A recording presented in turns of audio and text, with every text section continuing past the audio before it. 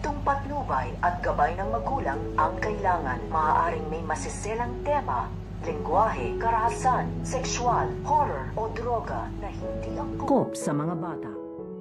Dahil sa pagkawala ng anak nito nga ni Para ay sisisihin nga dito ito nga si Lucy at maghihiganti nga dito ito nga si Para dahil sisirain nga dito ang pamilya nito nga daw ni Lucy kagaya nga daw ng ginawa nga daw niya dito nga daw sa kanya at sa kanyang anak at hindi nga matatanggap nito nga ni Para ang pagkawala ng kanyang anak dahil ito na nga lang ang kanyang inaasahan upang makabalik nga ito dito nga sa bahay nito nga ni Darius at bumuo nga daw sila ng pamilya nito nga daw ni Darius at dahil sa pagkawala ng kanyang anak ay dito na nga magwawala ito nga si Para dahil galit na galit nga ito dito nga kay Lucy. So pakakaabangan nga natin dito ang pagwawala nito nga ni Para at ang kanyang paghihiganti din ang ating mga pakakatutukan at pakakaabangan dito nga lang sa Stolen Line.